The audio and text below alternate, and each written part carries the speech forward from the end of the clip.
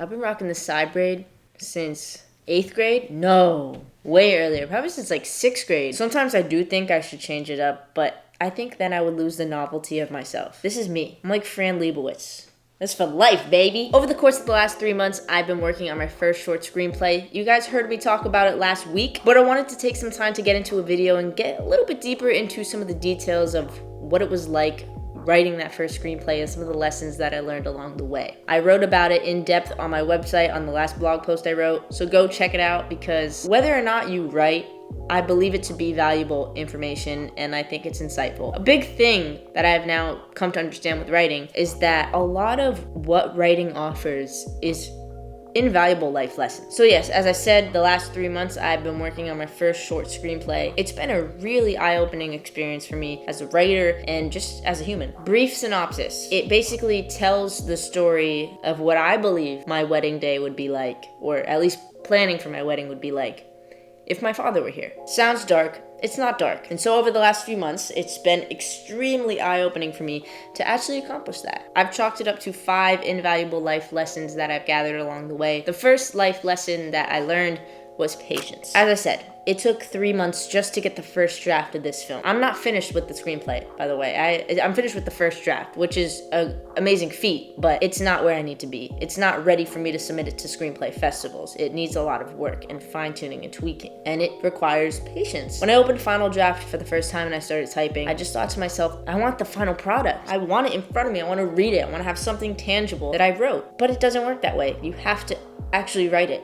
Of course, I knew that going into it, but writing the screenplay through school proved to be a bit of a challenging process for me. I wanted to jump right into the story, jump right into writing, but my professor took us through a lot of weeks of preparation before we even began forming our character or narrative or story in any way. We spent over a month on just how to observe people, and we spent weeks on character backstory. We talked about character development. We watched a lot of films to understand writing. We just consumed a lot of information before we even wrote a word of our screenplay. And for me, that was difficult because I wanted to just get right into it. But it was valuable for me to learn that you need to be prepared to write something that's truly going to capture your audience. You can't just blindly go into it. Some people can. Some people are extremely talented. Me, I needed the practice first. And I also learned that the right words are sometimes hard to come by, but they will come to you if you open your mind and allow them to. You just have to be patient enough for that to happen. And a bit of advice that I found helpful when I was struggling to come up with the right words was placing myself in the conversation. How would I react? What would I say?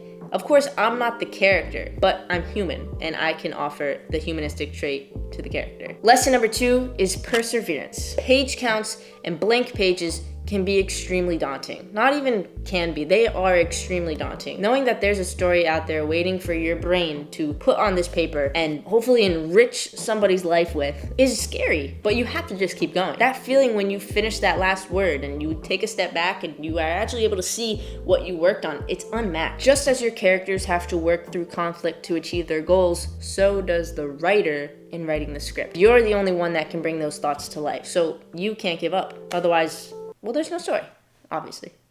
Lesson number 3 is humility. I chose to write about something that was personal to me, and that is beautiful, but it also can be very difficult. It can be difficult for many reasons, but the main reason it can be difficult is it's hard to write with what my professor would call your authentic voice. Actually opening up your mind and looking around you at the flaws of your life and picking apart your life in a serious and intimate way, it's not an easy thing to do. You have to have some level of self-awareness of your own flaws in order to do that. Luckily for myself, I have an extremely high level of self-awareness of my flaws. Yeah. Lots. And not only that, but since I was choosing to write about a personal story, I would have trouble dropping certain details of the story for the sake of the flow. What I mean by that basically is I had to learn that I'm not going to write everything exactly the way it happens. In fact, I probably won't write anything similar to what really happened, unless it's some crazy story. But for the most part, you're taking bits and pieces of your life and you're putting them together to form this narrative. Of course, I can take the time to write an extremely detailed script about something that happened to me word for word, moment for moment, but that's not fun, I feel like. Part of the joys of writing is that you can recreate your past or create your future.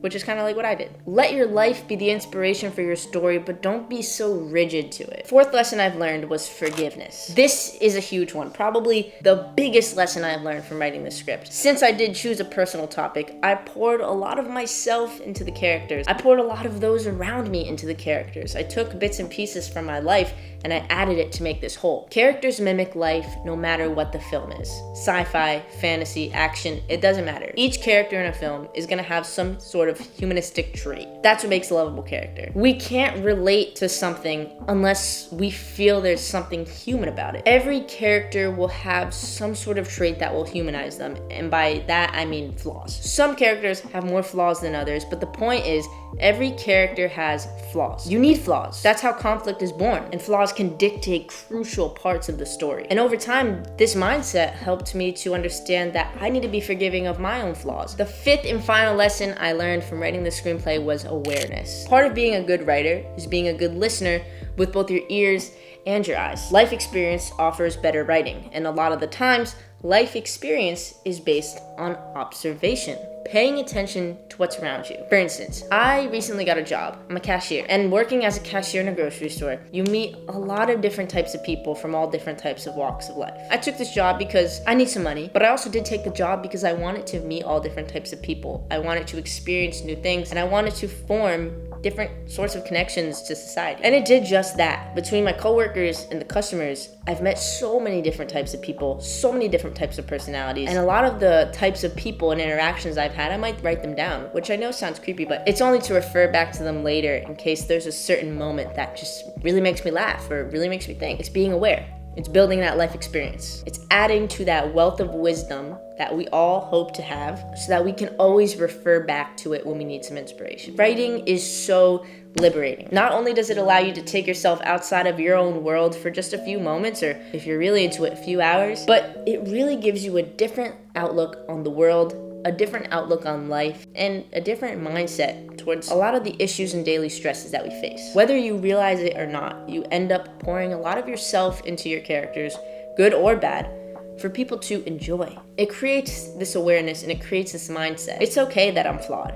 It's okay that my life is flawed. Because of course, all good movies are built on conflict, and movies mimic life. Flaw is the most human trait to exist. We all have it, and the sooner we embrace it, the better people we can become, and the better writers we can become, should you so want to. Okay, the AC turned on, which means I gotta go, I guess. If you're interested, check out my website for a deeper look into this, and I'll see you next week.